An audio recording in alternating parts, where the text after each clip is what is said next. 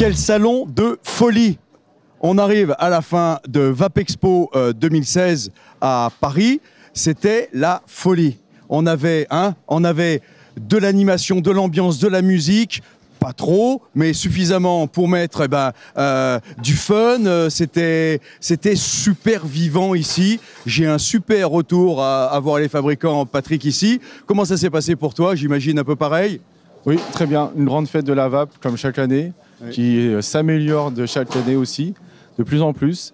Il y a de plus en plus aussi d'exposants qui ont des nouveaux stands, qui voulaient accueillir leurs clients, les visiteurs dans des bonnes conditions.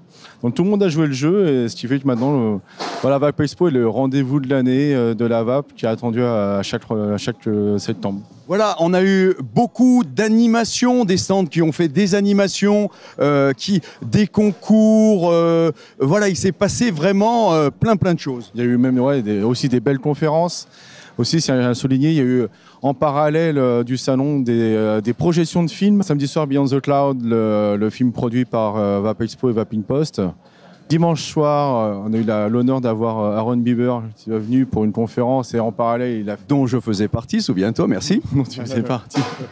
Et qui a fait une projection privée à la Géode. Et c'était magnifique. On a eu Vapwave hier soir. Hier soir aussi. Qu'est-ce qu'on peut dire d'autre? On avait beaucoup de pays représentés.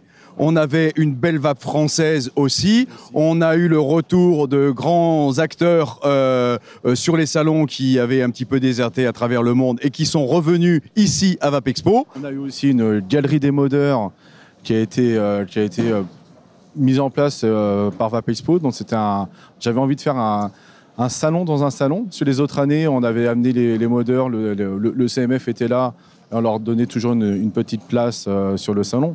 Là, on avait décidé, grâce à Nicolas Dupain, qui a organisé ça aussi d'une main de maître, de leur fournir un espace modeur, une galerie des modeurs, qui vient du monde entier. Donc il y avait des Français, il y avait des Polonais, des Italiens, il y avait des Américains, il y avait tout un panel d'artistes de la vape.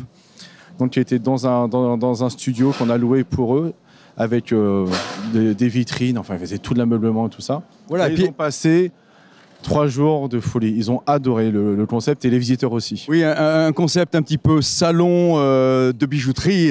Voilà, c'était très luxueux, mais avec beaucoup de monde. Des fois, énormément de vapeur ici. Mais bon, allez, c'est haut et c'est voilà, ça passe.